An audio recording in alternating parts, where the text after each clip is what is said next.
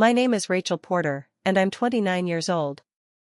As I drove through the quiet backroads of northern Idaho, my hands clenched the wheel tighter with each passing mile. 6 years, 6 full years, and now I was heading home again, not as the daughter they once ignored, but with a full bird colonel's insignia tucked carefully inside my duffel bag. My family had always mocked my decision to join the military. To them, I was the weird one who gave up a cushy business degree for barracks and deployment. But what they didn't know was that the next morning, at my father's company's annual event, everything would change. I pulled into the gravel driveway of the house I grew up in, same pale siding, same broken porch swing, same judgment hanging in the air like a storm cloud that never cleared. My mother, Evelyn, didn't even step out to greet me when I walked in. Her voice echoed from the kitchen, casual and cold, "You finally made it, Rachel." It wasn't a greeting. It was an indictment. The house was a time capsule. Faded photographs, dusty trophies, and that same worn carpet we used to sit on during family movie nights. My father Harold had spent over 30 years working for Sovereign Tech Systems, slowly climbing from mid-level software engineer to senior executive. His legacy had always shaped our family's narrative, and that narrative had no room for a daughter in uniform. "You know your brother Ethan just got another promotion," my mother mentioned, as I stepped into the kitchen. "Senior systems manager now. He's leading the team that's working with the new DoD software contract." I forced a smile. "That's great," I said flatly. She didn't ask about me. Not about my last deployment. Not about my work. Not even how I'd been. I retreated upstairs to my old bedroom. The walls were still covered in old lacrosse ribbons and college acceptance letters, each one from before I'd joined the Rota instead of pursuing a corporate path. What was missing? Any trace of my military career. Not one photograph from commissioning, not a single commendation or shadow box. In their minds, I had chosen obscurity. I opened my bag and carefully removed the garment bag holding my dress blues. Tomorrow, Sovereign Tech would host its annual summit, and their CEO, Charlotte Reed, would be visiting from D.C. What my family didn't know was that I was the military liaison overseeing the $1.4 billion cyber defense contract between the Army and Sovereign. At 29, I had become one of the youngest colonels in Cyber Command's modern history. My specialization? Defense protocols against quantum hacking and next-gen cyber warfare. And the irony? My father's company had been awarded a contract to build the very tools my division was assigned to test, validate, and ultimately approve. I hung the uniform deep in the closet, hidden behind high school sweatshirts and forgotten prom dresses. The doorbell rang. Ethan had arrived. And I was ready. The dining room was smaller than I remembered, or maybe just more suffocating. Ethan and his wife, Vanessa, looked like they'd stepped out of a tech startup magazine, sleek and overconfident. My cousin Tasha was there too. A CFO for a fintech firm. Another star child. "Rachel, you remember Tasha?" my mother said, as if we hadn't shared bunk beds during family reunions. "She just closed a $15 million seed round." I gave her a warm hug. Tasha was always kind, even if she didn't get why I wore boots instead of heels. Dinner was a replay of every homecoming I'd ever had. My achievements were invisible. My rank was dismissed. My mother smiled as Ethan detailed his new team structure. 12 direct reports. Half of them old-timers who now answered to him. My father practically glowed. "So Rachel," he said between bites, "are you still, Captain? Or something?" "Something like that," I answered, sipping water to wash down my fury. Then came the kicker. "The CEO's coming tomorrow," Ethan announced proudly. "Charlotte Reed. She personally asked me to present on the new prototype. It's for that Army contract, you know?" I raised an eyebrow. "Any military reps attending?" My father waved dismissively. "Some colonel is supposed to show up. Doubt it'll be anyone high level. Probably just a major who wants to look important." I almost laughed. They had no idea. Gregory's next words stayed with me, "Military folks?" They follow orders. That's it. They don't understand real innovation. Old wounds reopened. But I swallowed my pride like I'd done so many times before. The very project Ethan was boasting about? I had final sign-off. Not only would I be there tomorrow, I would be sitting at the head of the table. They wouldn't see it coming. Tomorrow would be different. I barely slept. Instead, I laid in my childhood bed beneath those glow-in-the-dark stars I'd stuck up there when I was 12, tracing the outline of my colonel insignia with my thumb. 6 years of silence. 6 years of being just a girl in the military. And now, in less than 12 hours, I'd be the highest-ranking official in the room, the one person with full authority to approve or kill the $1.4 billion contract Sovereign Tech was banking on for its future. I woke before the sun, the air in my old room stale with forgotten dreams. My uniform was already pressed, ribbons aligned with clinical precision, insignia gleaming like it had been waiting for this day as long as I had. The person in the mirror wasn't the quiet daughter who once begged for approval, she was a commander. A decision-maker. A storm in a blazer. I timed my departure perfectly, 5 minutes after my family left, so I wouldn't have to ride in the car with their chatter about quarterly metrics and CEO impressions. Sovereign Tech's headquarters was a glass tower of ego and ambition, planted like a mirror against the sky. Security was tight. The moment the guards saw my badge, their posture changed. Colonel Porter, one of them nodded, eyes widening as he verified my credentials. Welcome. We've been expecting you. I walked past security with a calm that didn't match the tremble in my stomach. The elevator ride to the executive level was silent except for the soft chime of each floor passed. When the doors opened, I stepped out, and immediately locked eyes with Ethan. He was mid-sentence, holding his tablet like a holy book, rattling off notes to 2 junior staffers. His words died in his throat when he saw me. Rachel? He blinked. What are you doing here? I smiled. I'm here for the project review. Confusion turned to visible discomfort as his eyes dropped to my collar, recognizing the silver eagle, the ribbons, the power sewn into every stitch of my uniform. Before he could reply, my father turned the corner, laughing with 2 department heads. The moment he saw me, the color drained from his face. He looked around, as if hoping no one else had noticed. But of course they had. Rachel, he said slowly, like he was still trying to write the script in real time, what's going on?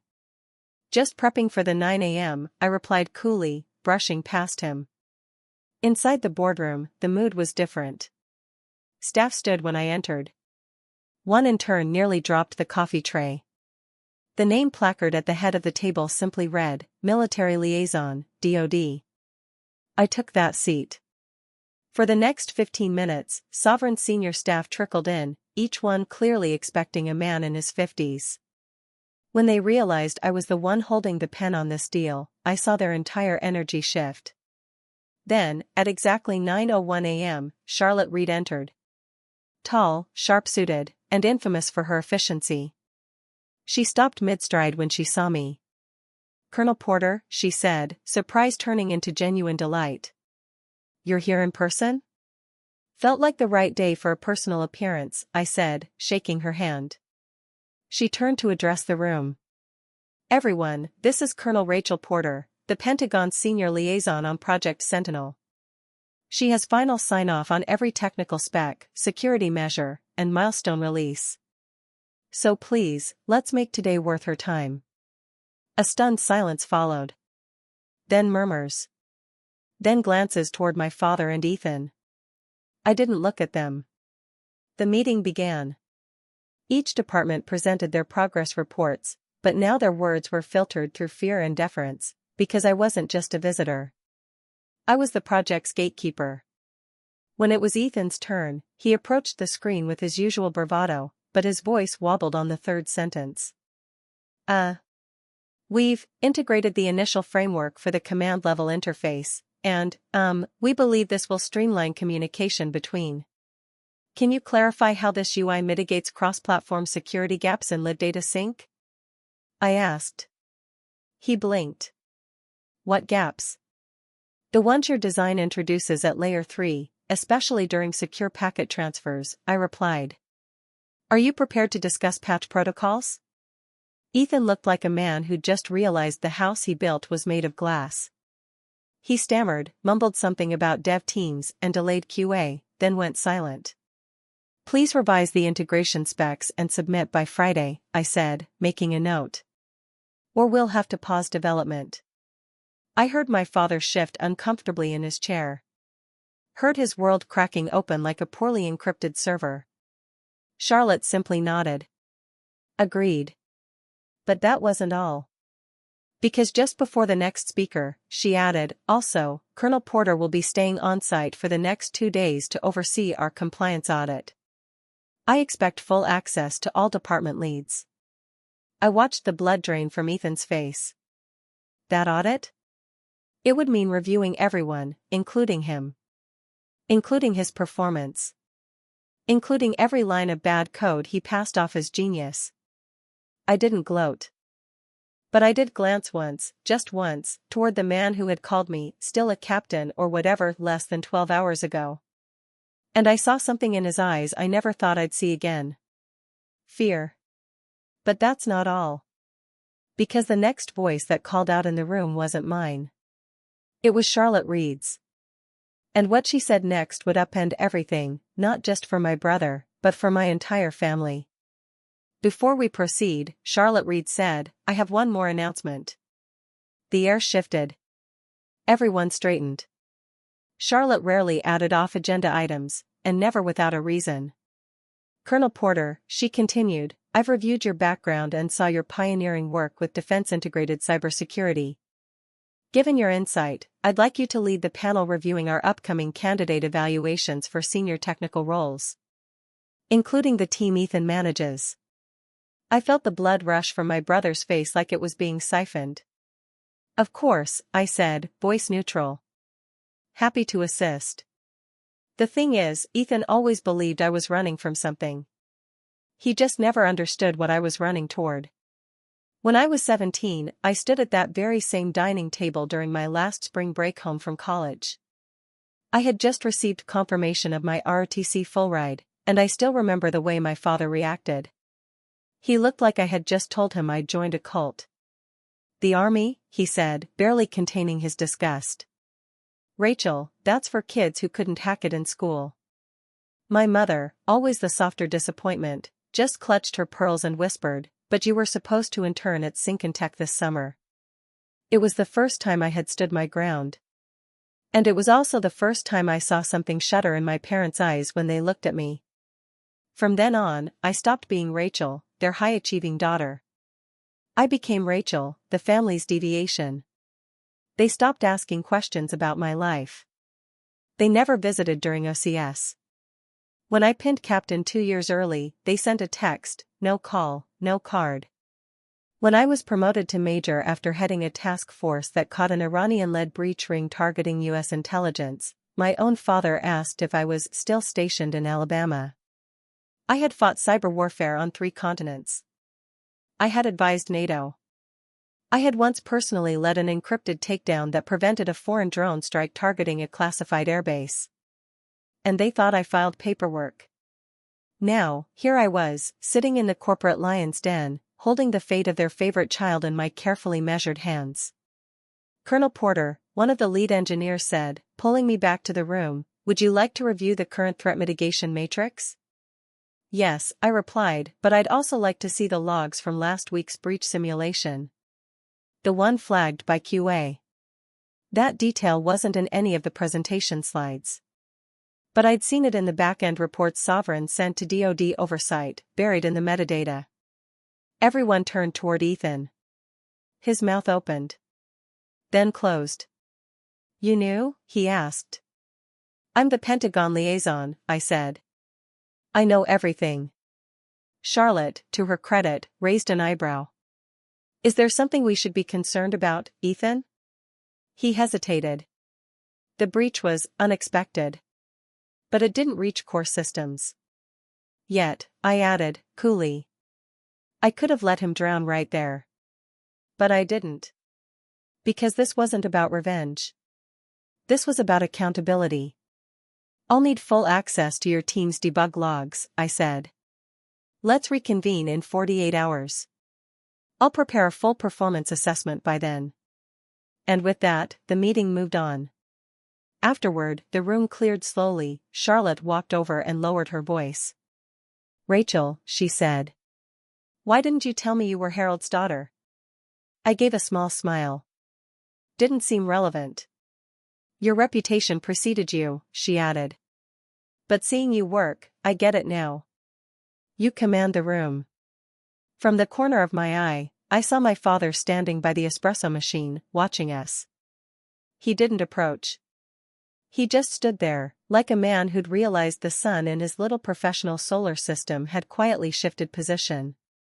I left the room without saying a word to him. Let them sit in the silence. Let them wonder what it felt like to be the afterthought in a room where I had just become the axis. Back at the operations office, I opened the official evaluation forms. There was a note in the corner from General Carver, my direct at the Pentagon: be thorough. Be honest. Don't hold back just because it's personal. And it hit me like a brick. I wasn't here to prove anything to them anymore. I was here because I belonged here. Because I earned it. And because 6 years ago, a 17-year-old girl refused to become what everyone else expected. Ethan stormed into the side hallway just as I stepped out of the executive wing. You could have warned me, he hissed, his voice sharp and low. You ambushed me in there. I blinked. Warned you? About what, exactly? That I outrank you? That I've been leading this project from the Pentagon side for 6 months? He ran a hand through his hair and gave a tight laugh. You don't get it, Rachel. This was supposed to be my moment. I finally got out from under Dad's shadow, and now. He trailed off, not finishing. Now what? I asked, quieter. Now your little sister isn't invisible anymore? He didn't answer. He couldn't. I stepped closer. You've mocked me for years. Dismissed everything I did. I let it slide because I thought maybe you just didn't understand. But you did. You just didn't want to. Ethan's jaw tightened. I thought you joined the army to prove something. That you were rebelling. I didn't think you'd. What? Succeed? I cut in. Become the youngest full colonel in Cyber Command history? Run a $1 billion contract that has you on my evaluation list? You think this is about jealousy? He snapped. It's not. It's about you showing up in my world and acting like you belong. I didn't flinch. I don't act like I belong. I do. And your world? This project? It's mine now, too. Behind him, I noticed a flicker of movement. My father.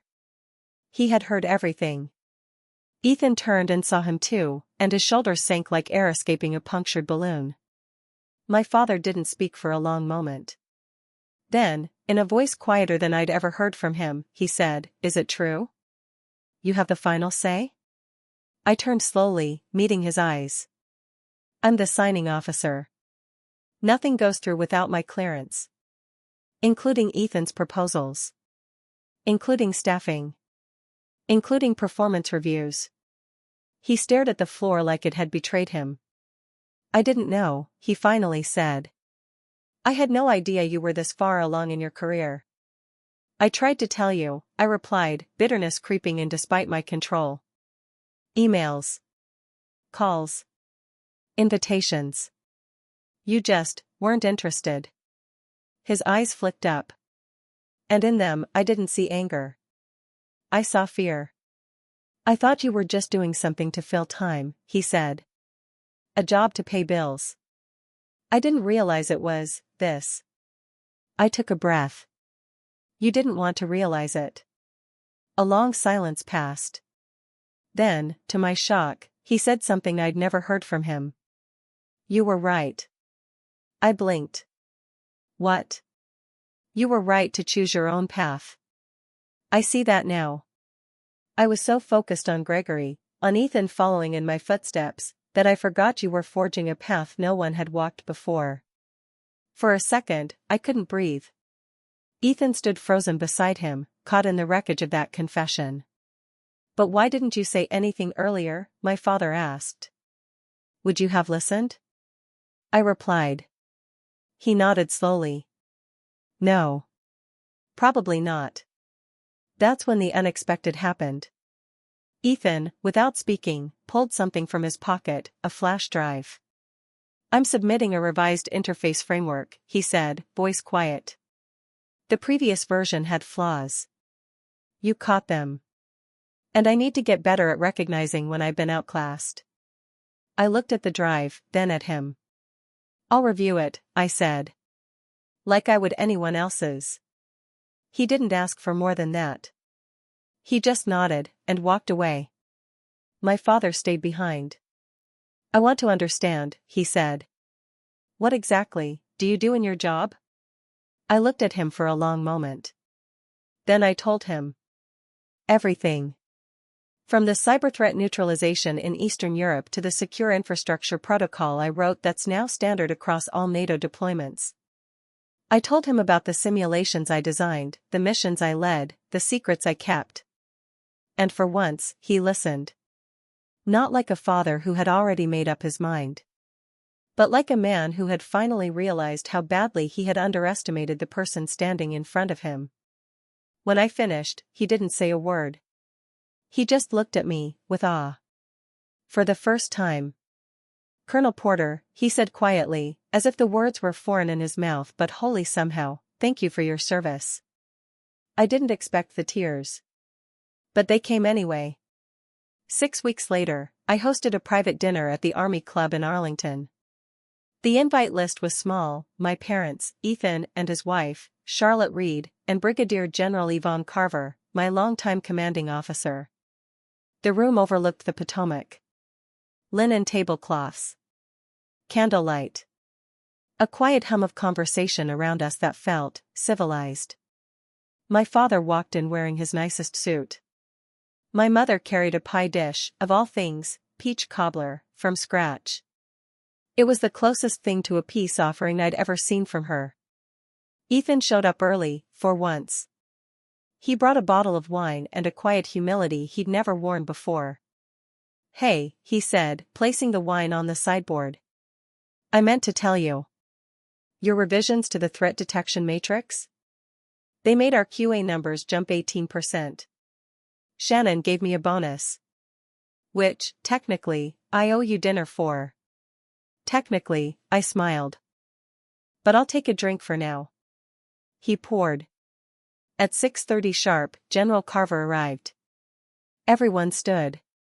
She didn't wear her uniform, but her presence alone shifted the air in the room. She walked straight to me, kissed my cheek, then nodded to my family. I'm glad to finally meet you all, she said to my parents, her tone neutral but polite. Your daughter's achievements are spoken about in rooms where words are often classified. You raised someone extraordinary. My mother looked like she was holding back tears for the first time in her life. I wish we'd known earlier, she whispered. We just didn't understand. That's often the case, Carver replied kindly. But the good news is, it's never too late to start. Dinner was served. As we ate, the conversation flowed differently than any family gathering I'd ever been part of. My father asked questions about protocols, simulations, leadership theory. My mother listened intently. Even Ethan offered meaningful insights, occasionally checking to make sure he wasn't overstepping. After dessert, Carver stood to give a small toast. I've commanded hundreds of officers in my career, she said, raising her glass. But few have the mind, the integrity, or the force of vision that Colonel Porter possesses. Her work has safeguarded lives. Not in the abstract, but directly, measurably, repeatedly. And she's done it without needing applause, or even acknowledgement. Until now.